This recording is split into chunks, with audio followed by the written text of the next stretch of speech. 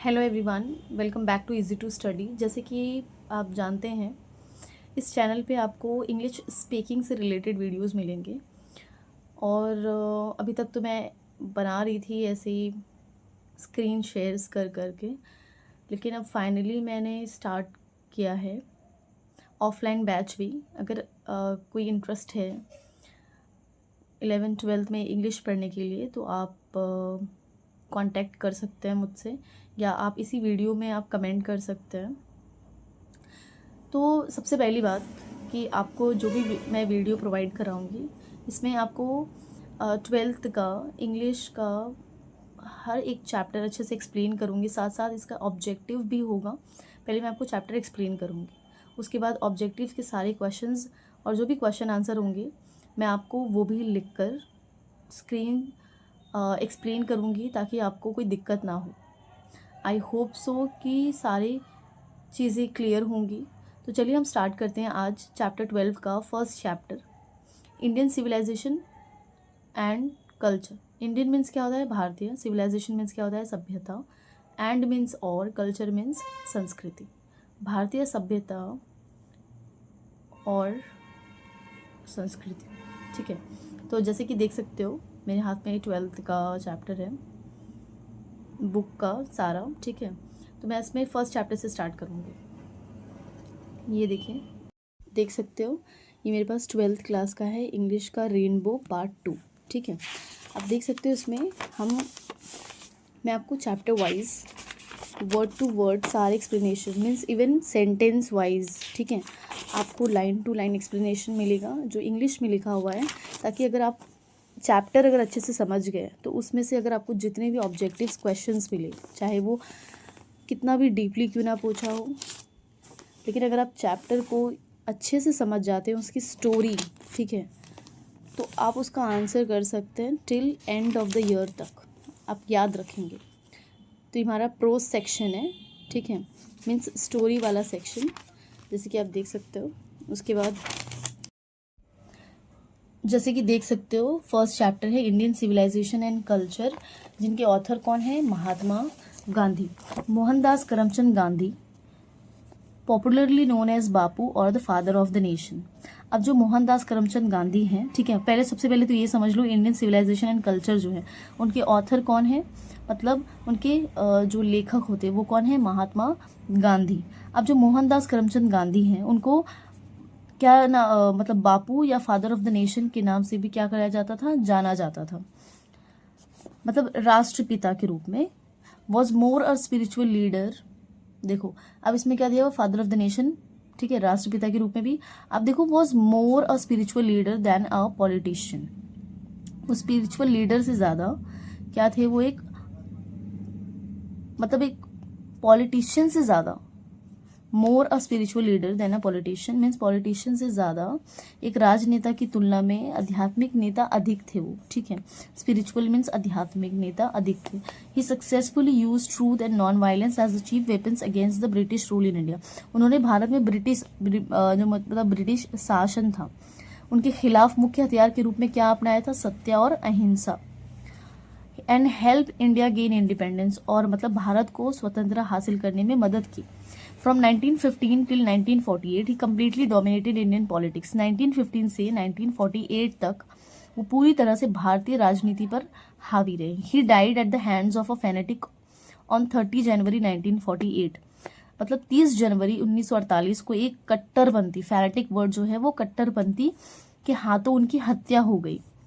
His autobiography means होता है आत्मकथा, उनकी आत्मकथा my experiment with truth and the numerous articles that he road for young India. देखिए इसमें माई एक्सपेरिमेंट विथ ट्रूथ, और उन्होंने यंग इंडिया के लिए जो लेख लिखे, मीन्स आर्टिकल्स मीन्स होता है लेख लिखना। अब आर्टिकल कोई देखिए, ये मत समझ जाना कि ग्रामर का ए एंड द है।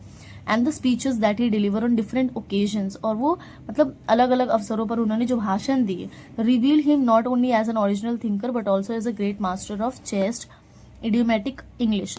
वे सब उन्हें वो केवल ना कि एक मूल विचारक के रूप में, बल्कि सादगी और मुहावरेदार अंग्रेजी के एक बेहतरीन मास्टर के रूप में भी प्रकट करते हैं। In the following extract Indian civilisation and culture जो इंडियन सिविलाइजेशन एंड कल्चर है, जो महात्मा गांधी के द्वारा लिखे गए एक निबंध का अंश है, जिसमें Gandhi ji talks about the sound foundation of Indian civilisation.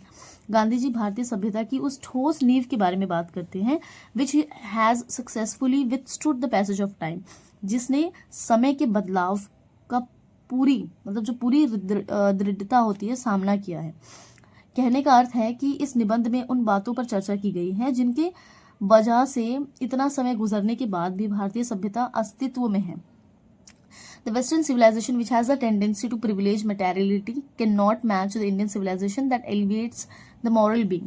भौतिकता को पोषित करने वाली पश्चिमी सभ्यता की नैतिकता को बढ़ावा देने वाली भारतीय सभ्यता से कोई तुलना नहीं कर सकता। मीन्स कंपेयर किया जाए अदर कंट्री को भी तो इंडिया के बराबरी में कोई मीन्स मुकाबला कोई नहीं कर सकता। अब देखो इसमें पॉइंट वाइज दिया हुआ है, ठीक है। अब इसमें जो अभी तक जो हमने देखा है वो ऑथर के बारे में, जो महात्मा गांधी है उनसे रिलेटेड देखे। अब हम टॉपिक पे आते हैं, मीन्स पॉइंट वाइज दिया हुआ है। पहला, आई बिलीव मतलब मेरा मानना है that the civilisation India has evolved, कि भारत ने जो सभ्यता विकसित की है is not to be beaten in the world, वो दुनिया में अपराजय है। बीटन मीन्स क्या होता है? अपराजय है। Nothing can equal the seeds sown by our ancestors, कोई भी चीज हमारे पूर्वजों द्वारा बोए गए बीजों की बराबरी नहीं कर सकती। रोम वेंट, रोम गुजर गया। Greece share the same fate, Greece ने वही भाग्य साझा किया। The might of the Pharaohs was broken, फारस की जो ताकत टूट गई। Japan has become westernise, Japan पश्चिमी हो गया। Of China nothing can be said, चीन के बारे में कुछ भी नहीं कहा जा सकता। But India is still somehow or other sound at the foundation, लेकिन भारत अभी भी किसी न किसी तरह नींव पर टिका है। The people of Europe learn their lessons, Europe में ई साइलेंट होगा, Europe. The people of Europe learn their lessons from the writings of the man of Greece और रोम, जो यूरोप के लोग हैं, ग्रीस या रोम के लोगों के लेखन से अपने सबक सीखते हैं। Which exist no longer in their former glory, जो अब अपने पुराने वैभव में अस्तित्व में है ही नहीं, ठीक है। In trying to learn from them, उनसे सीखने की कोशिश में द यूरोपियंस इमेजिन, यूरोपियन लोग कल्पना करते हैं that they will avoid the mistakes of Greece and Rome, कि वह ग्रीस और रोम की गलतियां से बचेंगे। Such is the pitiable condition, ऐसी दयनीय स्थिति है। पिटेबल मीन्स होता है दयनीय, कंडीशन मीन्स तो स्थिति पता है आपको।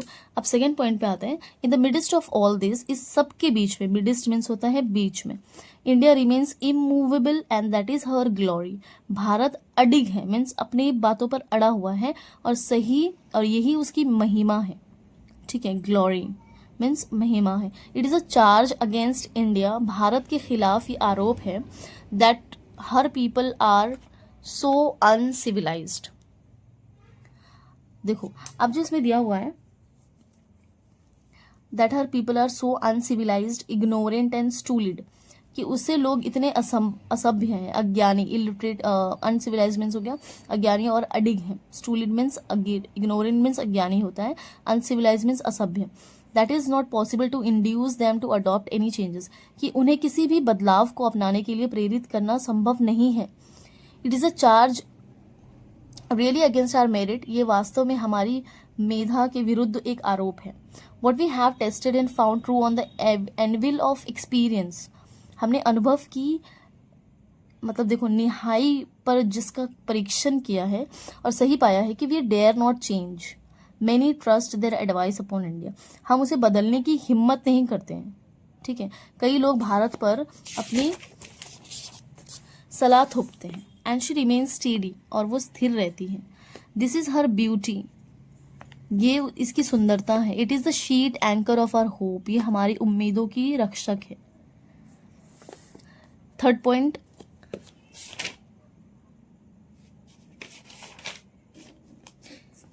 Civilisation is that mode of conduct, सभ्यता आचरण की वो विधा है which points out to man the path of duty, जो मनुष्य को कर्तव्य पथ दिखाती है। परफॉर्मेंस ऑफ ड्यूटी, कर्तव्य का प्रदर्शन, एंड ऑब्जर्वेंस ऑफ मोरालिटी, और नैतिकता का पालन, आर कन्वर्टिबल टर्म्स, परिवर्तनीय शब्द है। To observe morality is to attain mastery over our minds and our passions. देखो नैतिकता, मोरालिटी मीन्स होता है नैतिकता का पालन करना, हमारे मन और हमारी वासना पर महारत हासिल करने जैसा है। सो डूइंग, ऐसा करते हुए, we know ourselves, the Gujarati equivalent for civilisation means good conduct. देखो अब जो दिया हुआ है कि ऐसा करते हुए हम खुद को जान पाते हैं कि देखो अब यहाँ पे दिया है सभ्यता, जैसे सभ्यता शब्द की गुजराती सक्षम, ठीक है, सक्षम का अर्थ है अच्छा आचरण। अब देखो गुजराती को इक्विवेलेंट किससे कंपेयर किया, गुड कंडक्ट मीन्स अच्छा आचरण। अब 4 पॉइंट पे, if this definition be correct, यदि ये मतलब जो डेफिनेशन परिभाषा सही है, then India, as so many writers have shown, has nothing to learn from anybody else, and this is as it should be। तो भारत को मतलब जैसे कि कोई लेखकों ने बताया है कि किसी और से कुछ नहीं सीखना है, और ये वैसे ही है जैसे कि इसे होना चाहिए। मीन्स इंडिया को ये कंपेयर किया है कि इंडिया को किसी और कंट्री से कंपेयर करने की कोशिश नहीं कर सकते हम। इंडिया जैसा है बेटर है अदर कंट्रीज से, ये इन्होंने बहुत साल पहले ये चीज़ लिखी हुई है, ठीक है। 5th point, we notice that the mind is restless bird, हम पाते हैं कि मन एक बेचैन पक्षी है। The more it gets the more it wants, जितना अधिक ये हासिल करता है उतना ही अधिक चाहता है। देखो हम जैसे हैं, जितना हमें मिलता जाता है तो हम सोचते हैं और मिलता थोड़ा, है ना, मतलब हम सेटिस्फाइड नहीं होते, एंड स्टिल रिमेन्स अनसेटिस्फाइड, और फिर भी हम क्या रहते हैं, असंतुष्ट रहते हैं। The more we indulge in our passions, जितना हम अपनी वासनाओं में लिप्त होते हैं, the more unbridled they become, वे उतने ही बेलगाम होते जाते हैं, ठीक है। Our ancestors therefore set a limit to our indulgences, they saw that happiness was largely a mental condition, इसलिए हमारे पूर्वजों ने हमारे भोगों की सीमा तय की थी, ठीक है, कि उन्होंने देखा कि खुशी काफी हद तक एक मानसिक स्थिति है। 6 point, a man is not necessarily happy because he is rich or unhappy because he is poor, the rich are often seen to be unhappy, the poor to be happy. अब देखो इसमें दिया हुआ है कि अगर एक आदमी अमीर है तो जरूरी नहीं कि वो खुश हो, ये वो गरीब है तो जरूरी नहीं कि दुखी हो।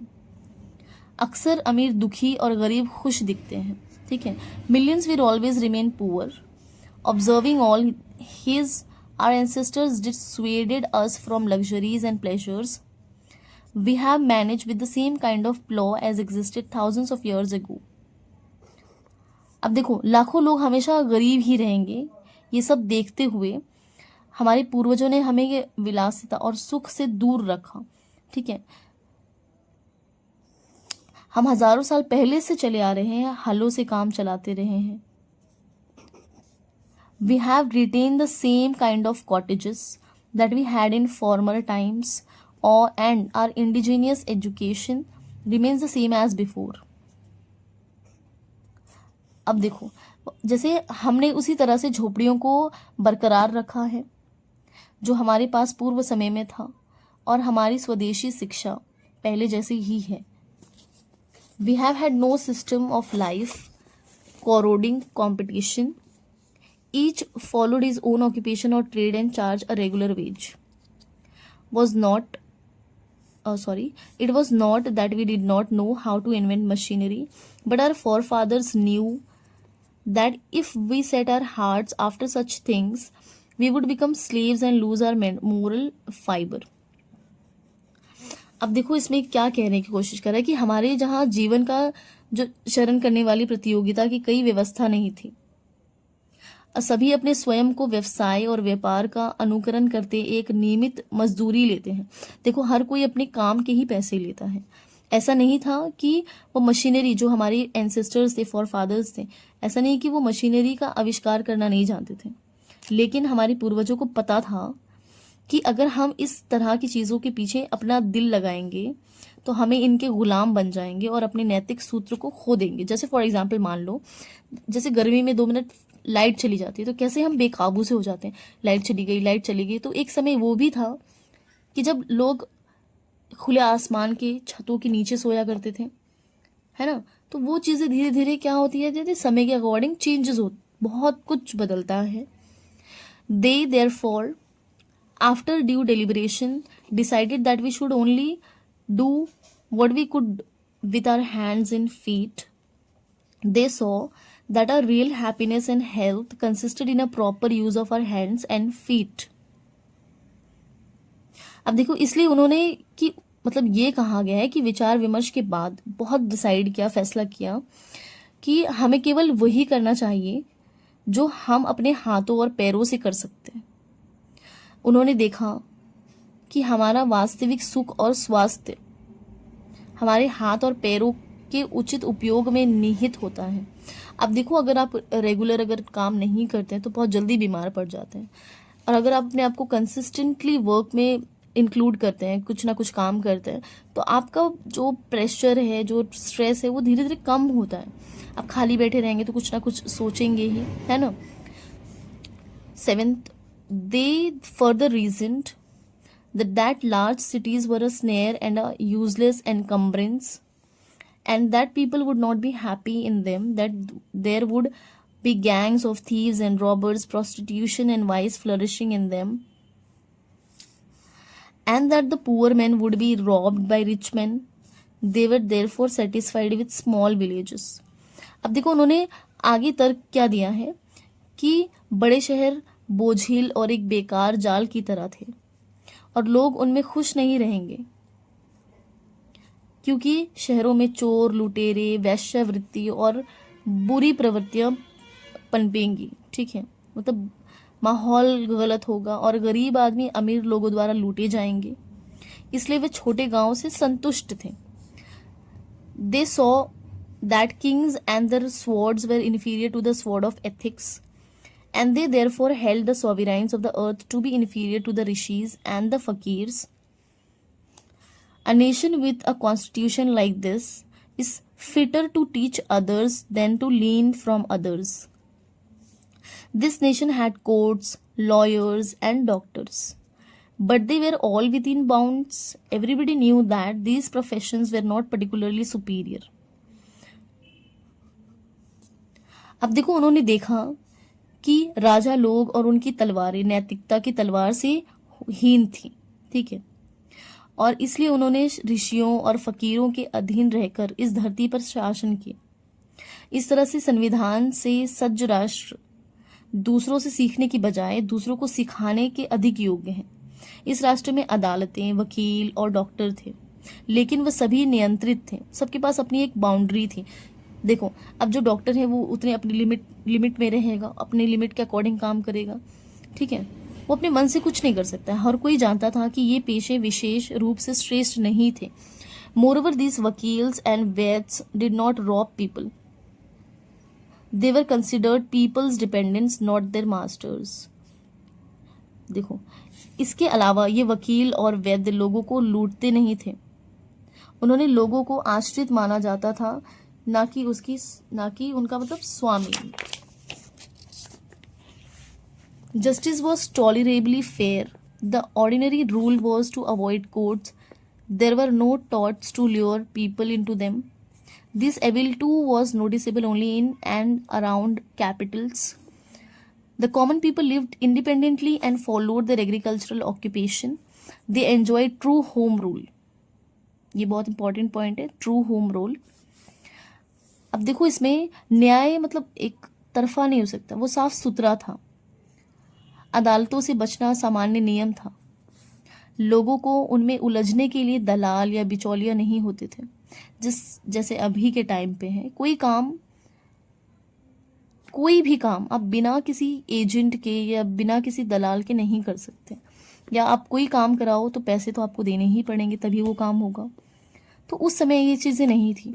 ये बुराई केवल राजधानियों और उसके आसपास के क्षेत्रों में थी, जैसे जो सिटीज़ वगैरह थे, जो कैपिटल्स थे, उसमें होते थे। आम लोग मतलब स्वतंत्र रूप से रहते थे और अपने कृषि व्यवसाय का पालन करते थे। वह सही मायनों में स्वराज का आनंद लेते थे। ट्रू होम रूल मीन्स दिया हुआ है, स्वराज का आनंद लेते थे। The Indian civilisation as described by me has been so described by its votaries. In no part of the world and under no civilization have all men attained perfection. The tendency of Indian civilization is to the elevate the moral being. That of the Western civilization is to propagate immorality. The latter is godless. The former is based on a belief in God.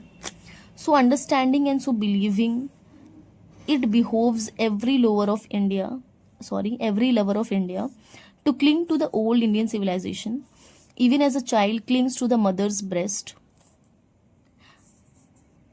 अब देखो इसमें भारतीय सभ्यता को जैसे मेरे द्वारा वर्णित, मतलब डिस्क्राइब्ड मीन्स होता है वर्णित है, वैसे ही अपने अनुसार वर्णित है। ठीक है।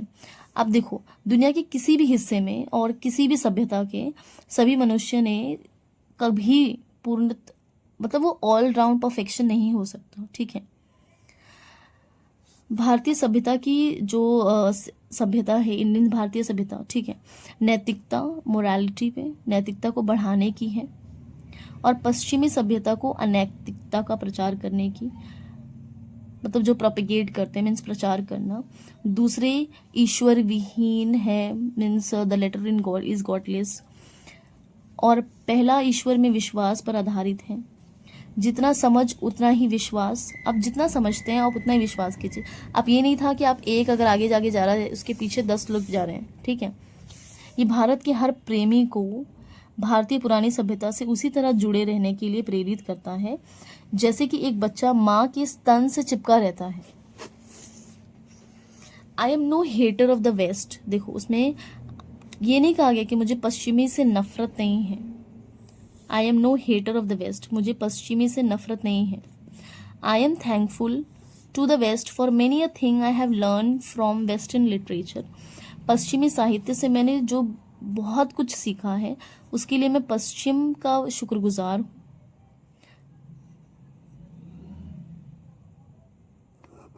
But I am thankful to modern civilisation for teaching me. लेकिन मुझे ये सिखाने के लिए मैं देखो हर कल्चर कुछ ना कुछ हमें बहुत कुछ सिखाता है। ठीक है। That if I want India to rise to its fullest height, I must tell my countryman frankly that after years and years of experience of modern civilization, I have learned one lesson from it, and that is that we must shun it at all cost. कि अगर मैं चाहता हूँ कि भारत का उदय शिखर तक हो तो मुझे अपने देशवासियों के लिए, ठीक है, से बेझिझक कहना होगा कि आधुनिक सभ्यता के सालों साल के अनुभव के बाद मैंने इसे एक सबक सीखा है, और वो ये है कि हमें इसे हर कीमत पर दूर रखना चाहिए। What is that modern civilization? वो आधुनिक सभ्यता है क्या? ये वस्तुओं की पूजा है, ये हमारे अंदर के जानवर की पूजा है। अब देखो what is the modern civilization? It is a worship of the material. It is a worship of the brute in us. ठीक है, मतलब कहने का है कि ये हमारे अंदर के जानवर की पूजा है या वस्तुओं की पूजा है। इट इज़ अनएडल्ट्रेटेड मटेरियलिज्म, ये पूरी तरह भौतिकवाद पर है। ठीक है। मटेरियलिज्म मीन्स जैसे वस्तुओं पर अडल्ट बेस्ड है वैसे ही। And modern civilisation is nothing if it does not think at every step of the triumph of material civilisation. देखो आधुनिक सभ्यता, मॉडर्न सिविलाइजेशन, आधुनिक सभ्यता कुछ है ही नहीं अगर ये हर कदम पर भौतिक सभ्यता की विजय की नहीं सोचता। It is perhaps unnecessary if not useless to weigh the merits of the two civilisations. दो सभ्यताओं के गुणों को तौलना अगर बेकार नहीं तो शायद अनावश्यक ही है। It is likely that the West has evolved a civilization suited to its climate. And surroundings. And similarly, we have a civilization suited to our conditions, and both are good in their own respective spheres. ठीक है।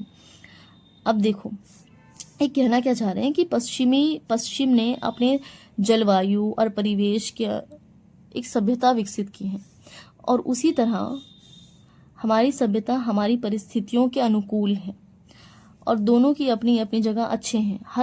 हर इंसान अपनी अपनी जगह अच्छा ही होता है। बस हमारा नज़रिया उसको देखने का अच्छा होना चाहिए। तो ये 12 नंबर पॉइंट वही कह रहा है। The distinguishing characteristics of modern civilisation is an indefinite multiplicity of human wants. इंसान की चाहतों को हम असीमित विस्तार आधुनिक सभ्यता की एक खास विशेषता कह सकते हैं। ठीक है। The characteristic of ancient civilisation is an imperative restriction upon and the strict regulating of these wants. The modern or Western insatiableness arises really from want of living faith in a future state and therefore also in divinity. The restraint of ancient or Eastern civilization arises from a belief, often in spite of us, in a future state and the existence of a divine power. अब देखो, वही प्राचीन सभ्यता की विशेषता चाहता है, ठीक है, लेकिन कुछ चीज़ों पर, कुछ चाहतों पर अनिवार्यता, प्रतिबंध, रेस्ट्रिक्शन मीन्स प्रतिबंध, और इनका सख्त नियम है। ठीक है। आधुनिक और पश्चिमी, देखो वेस्ट, मॉडर्न एंड वेस्टर्न, भविष्य की स्थिति और दिव्यता में जीवित विश्वास की इच्छा से उत्पन्न होती हैं। लेकिन देखो, प्राचीन पूर्व सभ्यता को जो संयम, वो एक विश्वास से उत्पन्न होता है, और अक्सर भविष्य की स्थिति में और एक दिव्य शक्ति के अस्तित्व के बावजूद, देखो हर चीज़ों में, हर चीज़ अपनी अपनी जगह ठीक है। हम किसी चीज़ को गलत नहीं बोल सकते या किसी चीज़ को हम सही नहीं बोल सकते। हाँ, जो चीज़ सही है हम उसे बोलें तो वो अच्छा लगता है। हर गलत चीज़ को आप सही नहीं बोल सकते हैं। ठीक है। 14. Some of the immediate and brilliant results of modern inventions are too maddening to resist. But I have no manner of doubt that the victory of man lies in that resistance. We are in danger of bartering away the permanent good for a momentary pleasure. अब देखो, आधुनिक आविष्कारों के नतीजे कुछ इतने तात्कालिक होते हैं, मीन्स इमीडिएट होते हैं और शानदार होते हैं कि खुद को रोक पाना बहुत मुश्किल हो जाता है। जैसे आप फॉर एग्जांपल मोबाइल देख लो, आप कंटिन्यू उसको यूज़ करते जाओ, ठीक है, और आप आधा घंटा बिना फ़ोन को टच किए रह पाओगे? देखो 14 पॉइंट नंबर वही कहना चाह रहा है। But I have no manner of doubt, देखो, लेकिन मुझे कोई संदेह नहीं है, that the victory of man lies in the resistance, कि खुद पर अंकुश लगाने में ही आदमी की जीत निहित होती है। आप कंट्रोल करके देखो अपने आप को, आप कंट्रोल कर सकते हो तो this is very good for you. देखो, हम लोग क्षणिक खुशी के लिए, मतलब कुछ पल की खुशी के लिए अस्थायी अच्छाई को खो देने के खतरे में हैं। Just as in the West they have made wonderful discoveries in things material, similarly Hinduism has made still more marvelous discoveries in things of religion, of the spirit of the soul. जैसे देखो for example, जिस तरह पश्चिम में उन्होंने देखो उपभोग वस्तुओं में अद्भुत खोज की है, उसी तरह हिंदुत्व में ने भी धर्म, आत्मा, चेतना जैसी चीज़ों में बहुत अद्भुत खोज की है। अब देखो, जो अब रिलीजन पे नहीं जाना है, जो चीज़ें लिखी हुई हैं, just we are going to read about that only, but we have no eye for these great and fine discoveries. We are dazzled by the material progress that Western science has made. I am not enamored of that progress. In fact, it almost seems as though God, in His wisdom, has prevented India from progressing along those lines, so that it might fulfill its special mission of resisting the onrush of materialism. अब देखो, लेकिन हमें ये महान और बेहतरीन खोज नहीं दिखती है कि पाश्चात्य विज्ञान ने जो भौतिक प्रगति की है उसे हम चकित हैं। मुझे उस तरक्की से कोई लगाव नहीं है। वास्तव में ये लगभग ऐसा लगता है कि जैसे भगवान ने अपनी बुद्धिमानी से भारत को उन रास्तों पर आगे बढ़ने से रोक दिया है, ताकि भारत भौतिकवाद के इस प्रवाह को रोकने के अपने विशेष उद्देश्य को पूरा कर सके। देखो, हम जैसे अभी के टाइम में फॉर एग्जांपल मान के चलो, अभी का सिचुएशन, क्या कोई किसी की बात मानता है? हम किसी को बोलेंगे ये चीज़ मत करो, क्या वो करेगा? उसकी मर्जी, वो करना चाहेगा तो करेगा, अदरवाइज नहीं। After all, there is something in Hinduism that has kept it alive up till now. It has witnessed the fall of Babylonian, Syrian, Persian, Egyptian civilization. Cast a look around you. Where is Rome and where is Greece? Can you find today anywhere the Italy of Gibbon, or rather the ancient Rome, for Rome was Italy. आखिरकार हिंदू धर्म में ऐसा कुछ है जिसे इसे अब तक जीवित रखा है। ये बेबीलोन, सीरिया, फारसी और मिस्र की सभ्यता के पतन का गवाह है। अपने चारों ओर एक नज़र डालें, रोम कहाँ है और ग्रीस कहाँ है? क्या आपको आज गिबन का इटली, देखो गिबन का इटली मतलब है कि एक लेखक का नाम है, या प्राचीन रोम, क्योंकि ये रोम इटली था, कहीं भी मिल सकते हैं। Go to Greece, where is the world famous Attic civilisation? Then coming to India, let one go through the most ancient records and then look around you, and you would be constrained to say, yes, I see here ancient India still living. Greece जाइए, विश्व प्रसिद्ध अटारी सभ्यता कहाँ है? फिर भारत आकर किसी को सबसे प्राचीन अभिलेख का छानने दीजिए और फिर अपने चारों ओर देखिए, और आप ये कहने के लिए विवश हो जाएंगे कि हाँ, मैं यहाँ देखता हूँ कि प्राचीन भारत जीवित है।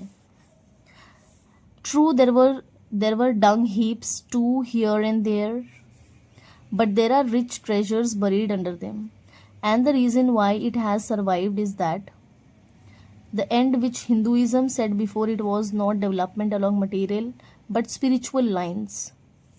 सच है, यहाँ वहाँ बहुत गोबर के ढेर हैं, यानी कुछ बुराइयाँ भी थी, लेकिन उनके नीचे समृद्ध खजाने दफन हैं। और ये क्यों बच गया है? इसके कारण ये है कि हिंदू धर्म ने अपने लिए विकास का अंतिम लक्ष्य भौतिक नहीं बल्कि आध्यात्मिक राह पर तय किया था। Our civilisation, our culture, our swaraj depends not upon multiplying our wants, self indulgence, but upon restricting want, self denial. हमारी सभ्यता, हमारी संस्कृति, हमारा स्वराज हमारी इच्छाओं को बढ़ाने पर, भोग पर नहीं, बल्कि इच्छा को प्रतिबंधित करने पर, आत्मविनिषेध पर निर्भर करती है। European civilisation is no doubt suited for the Europeans, but it will mean ruin for India if we endeavor to copy it. This is not to say that we may not adopt the assimilate whatever may be good and capable of assimilation by us, as it does not also mean that even the Europeans will not have to part with whatever evil might have crept into it.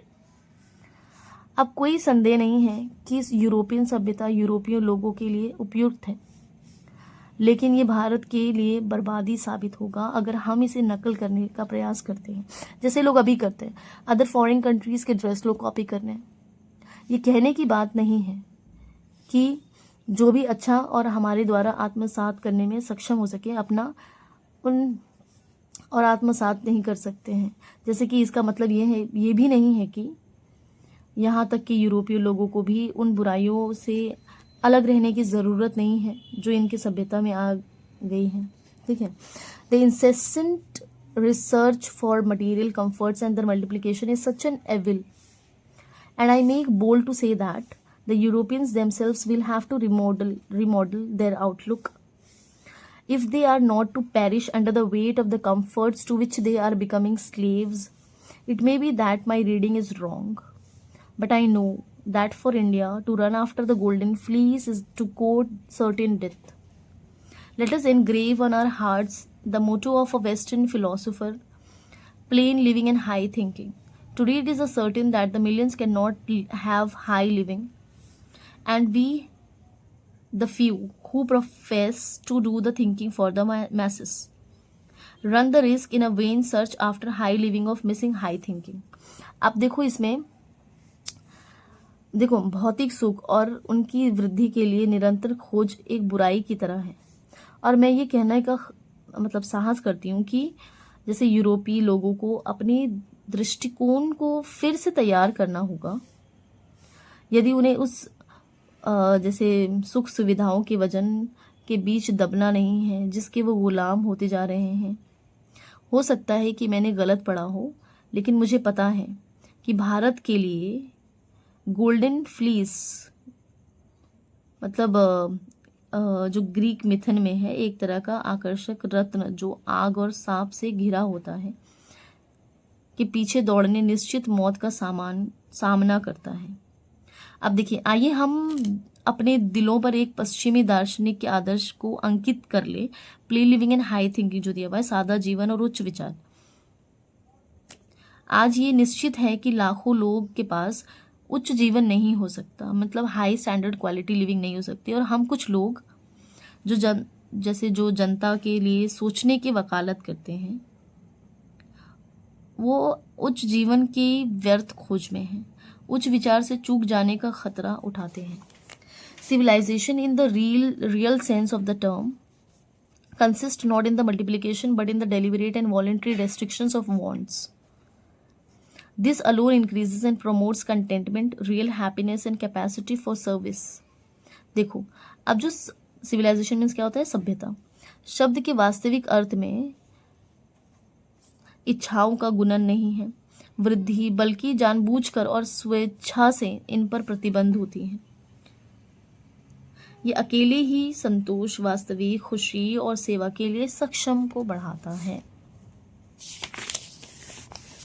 A certain degree of physical harmony and comfort is necessary, but above a certain level it becomes a hindrance instead of help. Therefore, the ideal of creating an unlimited number of wants and satisfying them seems to be a delusion and a snare. The satisfaction of one's physical needs, even the intellectual needs of one's narrow self, must meet at a certain point a dead stop. Before it degenerates into physical and intellectual voluptuousness, a man must arrange his physical and cultural circumstances so that they do not hinder him in his service of humanity on which all his energies should be concentrated. देखो, अब जो दिया हुआ है शारीरिक सुख और आराम की एक निश्चित होता है कि स्तर आवश्यक है।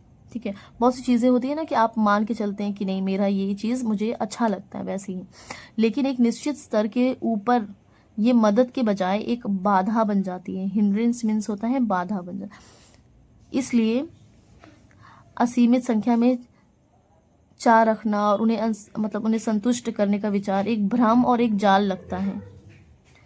किसी की शारीरिक जरूरत, यहाँ तक कि किसी के संक्रमिक आत्मा और बौद्धिक जरूरतों की दृष्टि भी एक निश्चित बिंदु पर पूरी तरह समाप्त हो जानी चाहिए।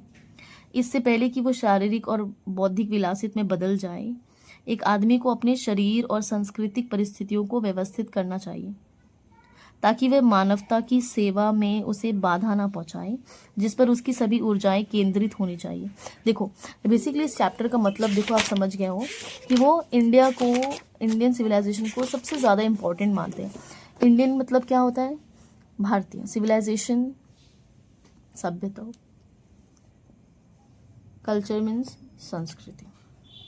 ठीक है, भारतीय सभ्यता और संस्कृति।